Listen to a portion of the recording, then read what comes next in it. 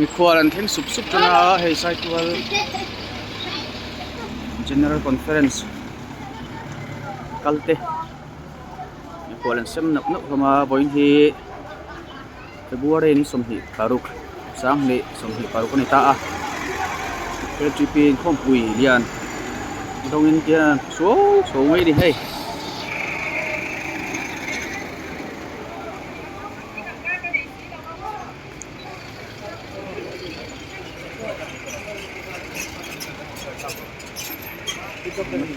hơi ngủ mấy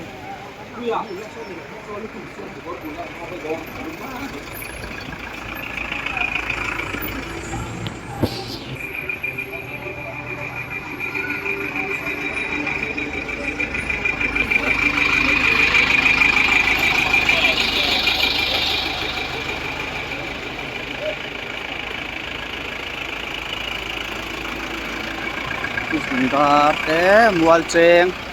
pe lon vel ron thing cho này ta hi reception counter ani a Saitual dot phone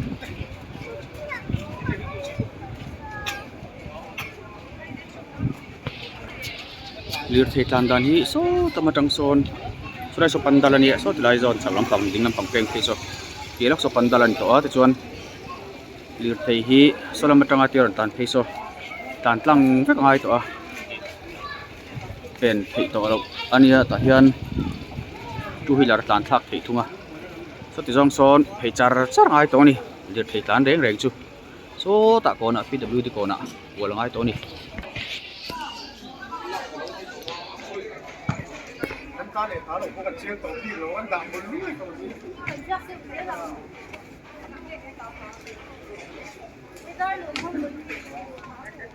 dar lon lam pang te na thing thum ta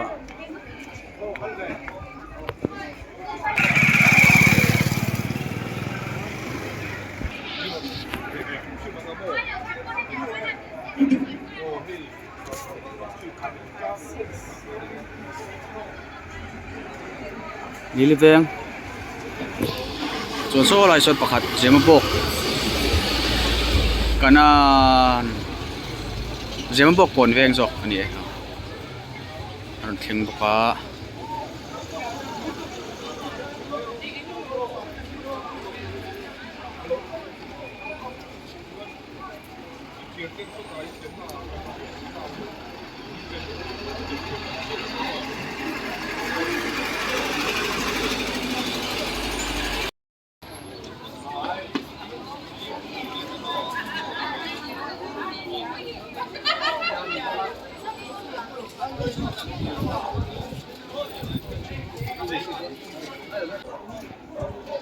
Tilahi counter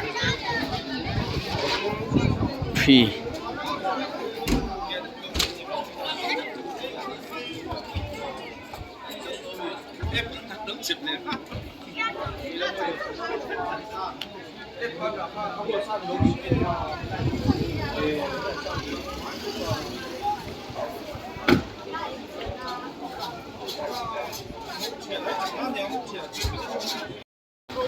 hi Saitual lungdo veng lai ani a chuan la hi counter number 4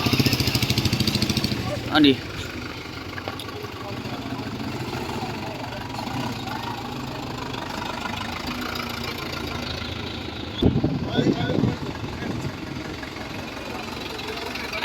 tilai hi lar deuh thani hei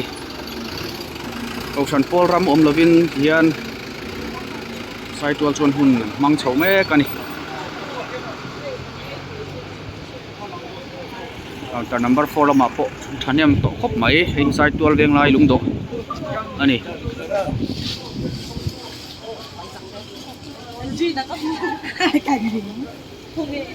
hei ti han Mikhual sem tur tlei rol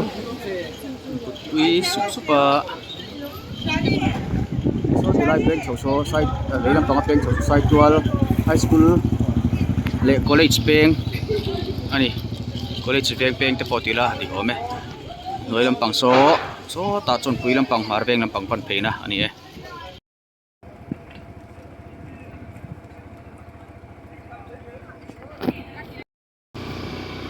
Saitual chon pui veng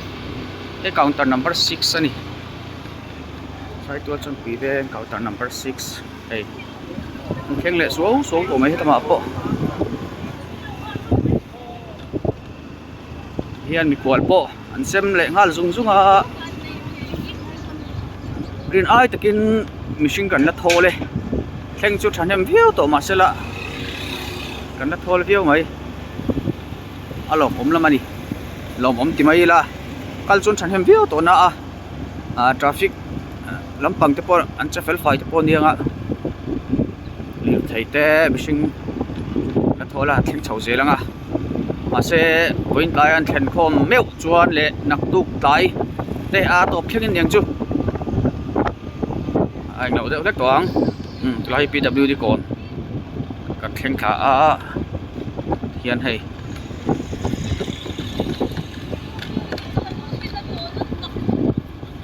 lampang po ala thol luam viau e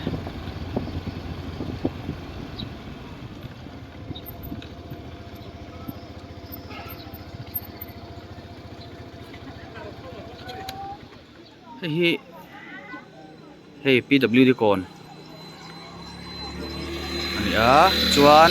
khu lampang khu si farot te tila tham dil te pon yang chu het lampang a point kal thei thawa